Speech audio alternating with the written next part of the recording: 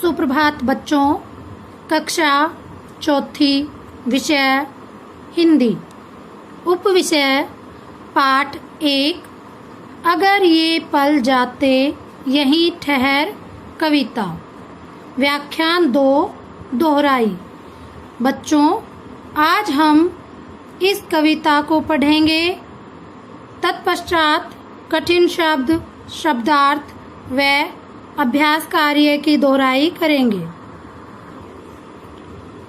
पर्वत, झरना, नदी, नहर, जीवन जाता यहीं ठहर।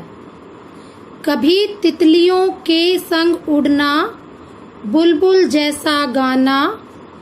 कभी फुदकती गौरैया से घुल मिलकर बतियाना। लग जाते पैरों में पर, ये पल जाते यहीं ठहर।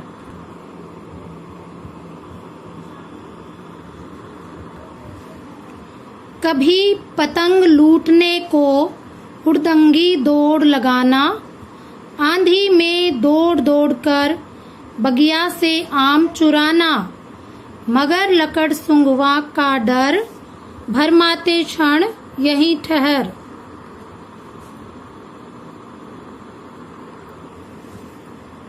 जानबूझकर भीग भीग बारिश में खूब नहाना। इधर उछलना उधर फिसलना, बस्ता ले गिर जाना। बरसे मेघ छहर छहर, बरसाती दिन यहीं ठहर। ताल तलैया में कागज की नैया का तैराना। कुत्ते बिल्ली बछड़ों को ललकार खूब दौड़ाना। मेंढक बन करते ट्र ट्र, रट्टू मनवा यहीं ठहर। दादी माँ से जिद कर नियमित कथा कहानी सुनना। राजा रानी परीलोक के अनगिनत किस्से बुनना। खरहे सा भागता पहर, रुक जा थम जा यहीं ठहर। बच्चों, पाठ में आए कठिन शब्द इस प्रकार हैं। नंबर 1 पर्वत, नंबर 2 गौरैया, नंबर 3 हुड़दंगी, नंबर 4 लकड़ सुंगवा, नंबर 5 तलैया, नंबर 6 मेंढक, नंबर 7 नियमित। एक बार कठिन शब्दों को पुनः दोहराते हैं। नंबर 1 पर्वत, नंबर 2 गौरैया, नंबर 3 हुड़दंगी, नंबर 4 लकड़ सुंगवा, नंबर 5 तलैया, नंबर 6 मेंढक, नंबर 7 नियमित। बच्चों, पाठ में आए शब्दों के अर्थ इस प्रकार हैं। नंबर 1 पर्वत, इसका अर्थ है पहाड़। नंबर 2 संग, इसका अर्थ है साथ। नंबर 3 फुदकना, इसका अर्थ है उछलते हुए चलना। नंबर 4 बतियाना, इसका अर्थ है बातें करना। नंबर 5 हुड़दंग, इसका अर्थ है उधम। नंबर 6 भरमाना, इसका अर्थ है भ्रम में डालना। नंबर 7 ताल तलैया, इसका अर्थ है बड़े और छोटे तालाब। नंबर 8 नैया, इसका अर्थ है नाव। नंबर 9 नियमित, इसका अर्थ है नियम के अनुसार। नंबर 10 परीलोक, इसका अर्थ है परियों की दुनिया। नंबर 11 है बुनना, इसका अर्थ है रूप देना। नंबर 12 है खरहा, इसका अर्थ है खरगोश। नंबर 1 निम्नलिखित प्रश्नों के उत्तर लिखिए। क, बगिया में कवि को किसका डर लगता था? उत्तर है बगिया में कवि को लकड़सुंगवा का डर लगता था। प्रश्न ख, बारिश के मौसम में कवि को क्या क्या करना अच्छा लगता था? उत्तर, बारिश के मौसम में कवि को नहाना, उछलना, फिसलना, बस्ता लेकर गिर जाना अच्छा लगता था।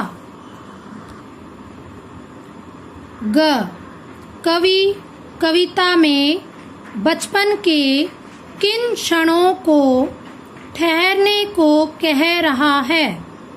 उत्तर है कवि कविता में पैरों में पर लगने, पतंग लूटने की हुड़दंगी दौड़, बरसाती दिन, रट्टू मन और खरगोश की तरह भागते पहर को ठहरने को कह रहा है। प्रश्न घ, कवि के बचपन की कौन कौन सी बातें आपको भी अच्छी लगी? उत्तर है कवि का तितलियों संग उड़ना, बारिश में नहाना, पतंग लूटना, कागज की नाव बनाना, मेंढक की आवाज निकालना, ये बातें हमें अच्छी लगी।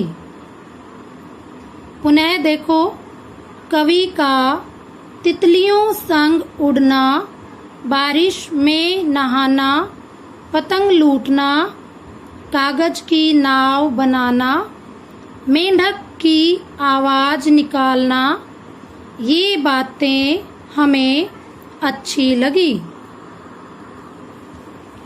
नंबर 2, दिए गए शब्दों के दो दो अर्थ लिखकर उनसे वाक्य बनाइए। बच्चों, यहाँ पर एक शब्द दिया है जिसके 2 अर्थ निकलते हैं। अनेकार्थक शब्द होते हैं वो। मगर अर्थ है परंतु।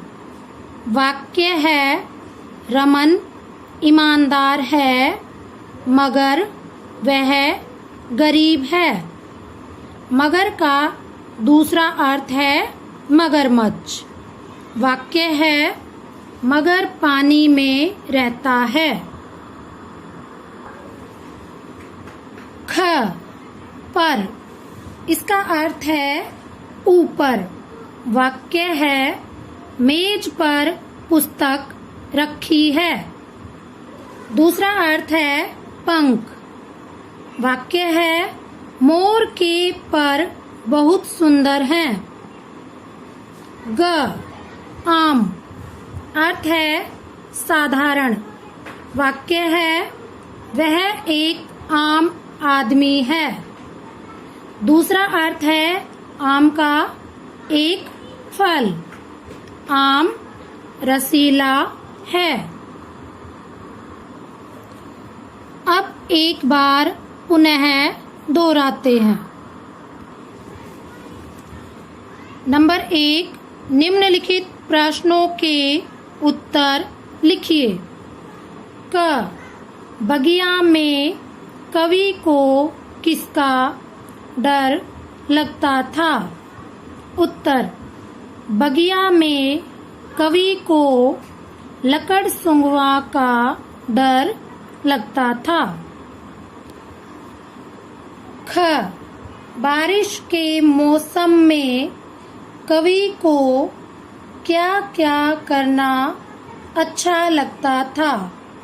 उत्तर, बारिश के मौसम में कवि को नहाना, उछलना, फिसलना, बस्ता लेकर गिर जाना अच्छा लगता था। ग, कवि कविता में बचपन के किन क्षणों को ठहरने को कह रहा है? उत्तर है कवि कविता में पैरों में पर लगने, पतंग लूटने की हुड़दंगी दौड़, बरसाती दिन, रट्टू मन और खरगोश की तरह भागते पहर को ठहरने को कह रहा है। प्रश्न घ कवि के बचपन की कौन कौन सी बातें आपको भी अच्छी लगी? उत्तर है कवि का तितलियों संग उड़ना, बारिश में नहाना, पतंग लूटना, कागज की नाव बनाना, मेंढक की आवाज निकालना, ये बातें हमें अच्छी लगी। नंबर 2, दिए गए शब्दों के दो अर्थ लिखकर उनसे वाक्य बनाइए। क मगर अर्थ है परंतु। वाक्य है रमन ईमानदार है मगर वह गरीब है। दूसरा अर्थ है मगरमच्छ। वाक्य है मगर पानी में रहता है। ख पर अर्थ है ऊपर। वाक्य है मेज पर पुस्तक रखी है। दूसरा अर्थ है पंख। वाक्य है मोर के पर बहुत सुंदर हैं। ग आम अर्थ है साधारण। वाक्य है वह एक आम आदमी है। दूसरा अर्थ है एक फल। वाक्य है आम रसीला है। बच्चों, पाठ 1 अगर ये पल जाते यहीं ठहर कविता का आपका प्रदत्त कार्य है। नंबर 1, सही उत्तर के सामने सही लगाइए। क जीवन जाता यहीं ठहर का क्या अर्थ है? नंबर 1, जीवन का रुक जाना। नंबर 2, बचपन का रुक रुक कर चलना। नंबर 3, बचपन का और आनंद लेना। नंबर 4, जीवन का धीरे धीरे बीतना। बच्चों, जो विकल्प आपको सही लगता है उस पर आप सही का निशान लगाएंगे। ख लग जाते पैरों में पर का अर्थ है। नंबर 1, पैरों में पंख निकल आते। नंबर 2, काश पक्षियों जैसे पंख होते। नंबर 3, पैरों से उड़ना सीखते। नंबर 4, पैरों से दौड़ लगाते। बच्चों, इन विकल्प में से जो भी विकल्प आपको सही लगता है उस पर सही का निशान लगाना है। नंबर 2, नीचे दी गई पंक्ति में जो शब्द पर्यायवाची नहीं है उन्हें कोष्ठक में दर्शाएं। बच्चों, यहाँ पर पर्यायवाची शब्दों की पंक्ति दी गई है। जो पर्यायवाची नहीं है उन्हें आपको कोष्ठक में दर्शाना है। क मेघ, बादल जलधि जलधर। ख नदी, तटीनी, झरना, सरिता। ग नाव, नैया, नौका, जलाशय। घ दूध, दुग्ध, क्षीर, नीर। नंबर 3, वाक्यांश के लिए एक शब्द चुनकर लिखिए। क जो जीता न जा सके। यहाँ पर आपको वाक्यांश के लिए एक शब्द लिखना है। ख जो मीठा बोलता हो। ग जिसमें रस न हो। घ जिसे पाना कठिन हो। अंग जो बात कही न गई हो। जो बात कही न गई हो। नंबर 4, निम्नलिखित शब्दों के अर्थ लिखिए। क पर्वत। ख ताल तलैया।